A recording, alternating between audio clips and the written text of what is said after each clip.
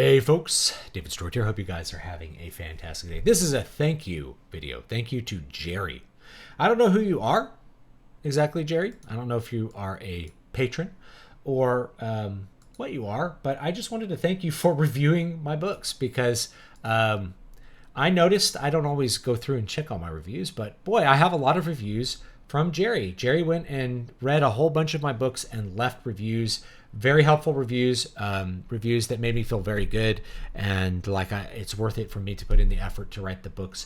I really do appreciate those reviews, and I just want to tell you thank you. And if you're watching this, send me your email, and I would love to give you an advanced copy of King Leopard, the next Eternal Dream book. And for everybody else, if you don't know what the Eternal Dream is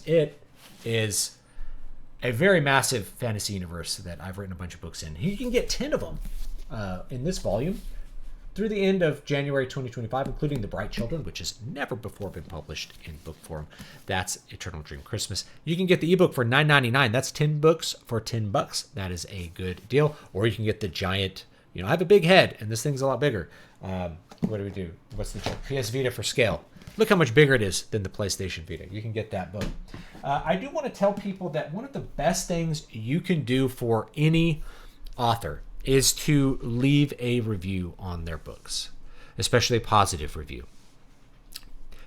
Leave a review, just at the very least drop some ratings, like drop a couple stars for them. That helps in ways that you probably are not fully aware of if you're just a person who likes to read books. If you're in the business, you will know, because that is part of the social proof. So whenever you're selling something, and this is just a tip for anybody who's in the e-commerce business, whether you're an author or you're in another industry, there are a couple of steps that go to selling something. The first one is you have to pique the interest. And so for a book, that's the book cover. They see the product. Okay, they see a book cover, and that book cover is going to communicate a bunch of things to them. The big ones are going to be genre and kind of subgenre. So the genre is the big one. It'll look like a fantasy book. If I pull out a fantasy book for you guys, this will look like a science fiction book. You can get this book for free by joining my mailing list, dvspress.com/list. Okay, so that looks cool. It looks like a science fiction book. I'm going to click it. And it kind of looks like a horror book. I'm going to click it, right? So that's the first thing, is you pique their interest. If you're in a different kind of industry, you'd pique their interest with like a log line or some kind of sales pitch. Like, wouldn't it be great if you never had to do X again? Wouldn't it be great if you never had to flush the toilet again? Well, what product are you selling there? But maybe that's your product, is like some kind of flushless toilet.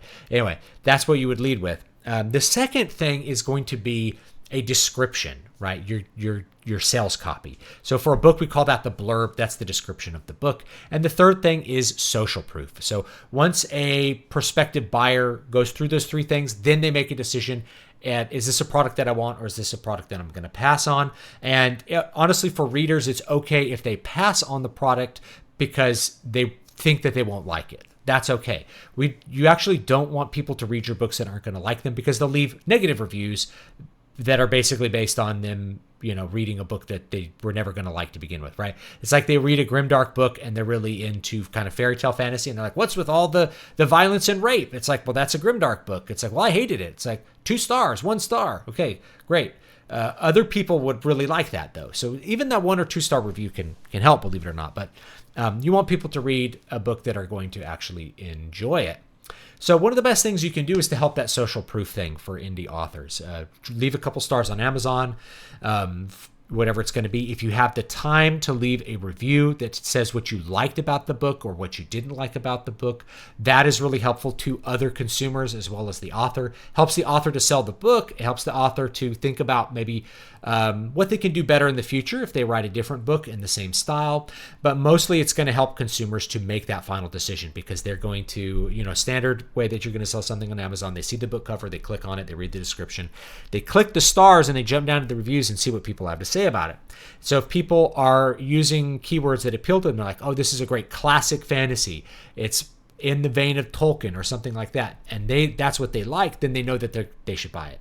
And if it's something that they don't like, they know not to buy it, right? So if somebody's mentioning George R. R. Martin in your reviews, you're going to hopefully catch people who are into George R. R. Martin books, and people who really hate George R. R. Martin are going to know to pass on the book. So it helps the consumer to make that final decision to buy or not to buy. I think a lot of times in, at least in the fiction world, people have this idea like I need to sell as much as possible. And yes, but that means selling to the people who want to buy the book. It's finding the audience that already exists for your book, the people that are pretty much guaranteed to like the book, and reviews help tremendously. So I do want to thank Jerry for leaving these reviews, all of these positive reviews, and I hope he's doing great.